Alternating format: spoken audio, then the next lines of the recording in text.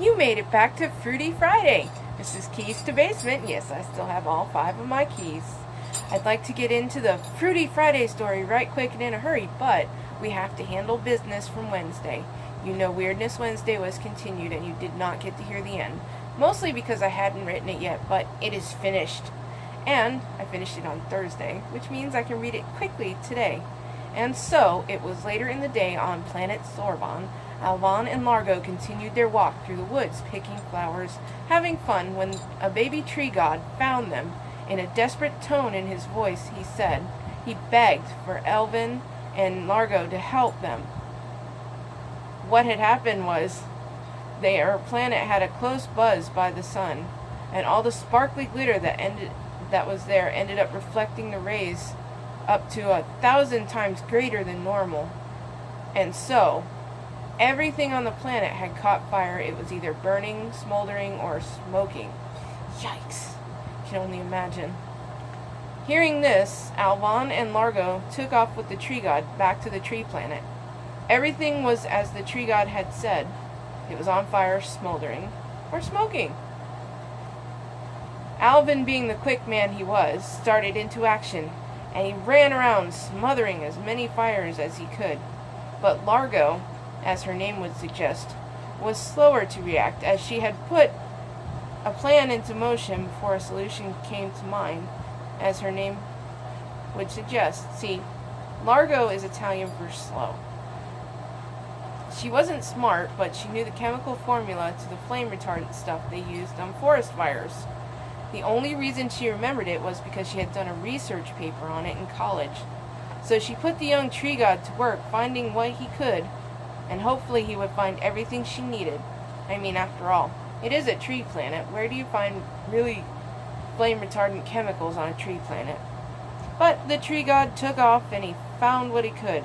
Unfortunately, it wasn't enough to make the flame retardant, and so, while he was gone, Largo was thinking of a plan B. Largo got to work planning a mud cannon. Yes, a mud cannon. Woo! And while the tree god was gone, she started putting the tree cannon together. So she used tree limbs that had been shed for new tree limbs to make the cannon, and it was almost finished when the tree god came back and said, "Hey, what are you doing?" She said, "Come, watch. I will put this together in front of you and show you how it works." Another hop, skip, jump, and a chocolate shake later, the cannon was made. A giant mud ball was inserted in it so it could work. You see, it was steam-powered. The mud was heated, and the water would evaporate from the mud, and that is what drove the mud cannon. After all, on planet Sorbonne, what's better to fight a fire than a mud cannon? Splat, right? And so, Largo and Alvin and the baby tree god had put out all the fires and the smoldering and the smoking, and that hadn't been that long, 2 days actually, and just before the baby tree god was about to take off and let Largo and Alvin go home, he was suddenly stopped by the evil tree goddess, who just had to know why in the world anyone would help them, especially after the way they had treated the humans previously. Largo piped right up and said, "Well, I can't speak for Alvin, but if it were my planet, I would want someone to come and help." And Alvin said that his parents had raised him to help people no matter what. And Largo finished saying, "With hate should be replaced by love. And the Heavenly Father loved us so much that he sent his only begotten Son, that whoever shall believe in him shall not perish, but have everlasting life. It was him who first loved us, and love will never be defeated by hate. And to forgive and move on was how she was raised." And so, listening to Largo, the evil tree goddess shed a tear, a single tear, and let the baby tree god take off with the humans to go home to planet Sorbonne. It was a millennia later, which actually was only a day in Sorbonne time. Thank goodness, because they had lost count. The tree people started to trust humans again, and it took a long time, but even the most untrusting tree goddess, the evil one, once again trusted human. And on planet Sorbonne, this is how tree huggers were born and made, by the spreading of this very story by word of mouth tree to tree over many generations. I hope you've enjoyed the conclusion of Weirdness Wednesday. Please tune in for Fruity Friday, which is coming up in just a second. Whoa, there you are again. Hey, you made it back for Fruity Friday. Today's story is called Leap Frolic. Once there was an enchanted city in the middle of the woods called Pubville. It had been abandoned as all the people had moved out of the small city and had moved to a big city called Atlanta, just to be in traffic, have tall buildings, and to be on top of each other daily. One day, two boys happened to find the empty village, and they liked to leap and frolic and mess around inside the old buildings. Having a good old time, Brian and Root were also happy all the time, and they would visit the city often just to mess around, frolic, and have some fun. One day, Brian and Root were running up and down the many pathways behind the shops and stores, and a woman stumbled upon the enchanted city, and she looked around, and instead of wondering what was in the shops, she just wondered, where are all the people? She was tired and weary from a long day of hiking in the woods, and it was getting late, so she stopped into one of the buildings that happened to be an inn, and she rigged up some sleeping quarters and spent the night in the enchanted city. She slept from early in the evening till the next morning, late in the morning. As it was an enchanted city, dreams do come true, and sleep was all she was looking for. And after 4 nights of restful sleep and recuperative sleep, the woman knew she had to get home, but had forgotten a way. Kind of the same way when you park your car in a parking lot somewhere that you're not familiar with and you forget where you park. Yeah, I do that all the time. One night, while she was sleeping, a troll came to her in her dreams and tried to frighten her. But the woman knew it was just a dream and paid no attention to it. And one day she was out picking berries. Red berries. No, we're not sure what they were. They were just red berries. Go with it. And so, she's always picked and ate these red berries, and she saw this one bush of berries that seemed a little different from the rest of the bushes. But she paid no attention to it. Then she found it odd and moved on. Getting back to the inn, she made jelly from said berries, and she spread it on a biscuit and ate it, and then suddenly fell very ill, and was convulsing on the floor. She was in real trouble, but she didn't realize how deep trouble she was in, until she realized that the dream with the troll was coming true.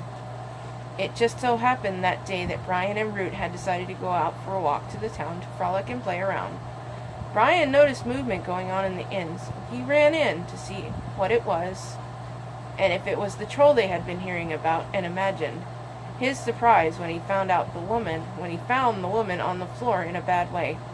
He helped her best he could and saw her through it, and the woman was grateful beyond belief. So Brian and Root stayed at the inn for a while when they heard about a royal wedding that was to take place in the very town they were staying in.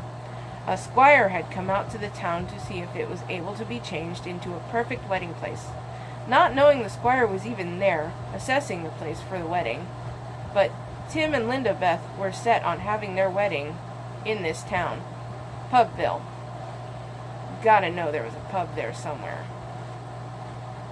And so, presto changeo, Brian and Root and Angie got to work, helping, and they didn't mind getting the town ready for the big day. After all, they were loyal to the crown. But they warned about shenanigans that the troll might be planning against them, and still kept working to make sure everything was all it could be. Soon after the date of the wedding was announced, the troll appeared in Brian's dreams, and told him everything and every way that he would attempt to destroy the royal wedding. And Brian, being the warrior that he was, battled the troll in his dreams, but it was not until Root appeared to help Brian slay the terrible troll, and they had killed the terrible troll and saved the wedding. And after Brian and Root killed the troll, Angie suddenly remembered where home was, and she realized she had to go. But if she left, she would never sleep again, because she actually had 50 children at home with her husband, who must have thought she was dead by now. Angie took the risk and left only after the royal wedding was, and all tasks were complete, and so the enchanted city was transformed into the wedding venue of a lifetime. Tim and Linda Beth were pleased with all the help that they had received, all the work that the loyal townsfolk had done to get the city ready for their royal wedding, and it was finally done. The day was perfect for a wedding, and all the townspeople gathered to support Tim and Linda Beth. Everything went off perfectly. The weather was perfect, the birds were chirping, love music that had sounded silly, but it worked. The leaves fell in just the right spots for Linda Beth and Tim to walk on. There was no sight as beautiful like it either. After the perfect wedding day, the townsfolk again left the city, but royalty stayed to keep it up. People eventually finally moved back and lived happily ever after, thanks to Brian and Root for slaying the troll in their dreams, Tim and Linda Beth for picking the town for their royal wedding, all the townsfolk who made it happen, and last but not least, Angie. Yes, don't forget about that. She finally found home to discover that all 50 kids that she had, her husband had raised them just right, and the kids moved into the enchanted city, Pubville, where they eventually found the pub. And they all lived happily ever after for the rest of their lives, except for those who had moved to Atlanta. The end. Thank you for joining me, Keys to the Basement. This is Fruity Friday. I hope you enjoyed. Have a wonderful weekend. Take care.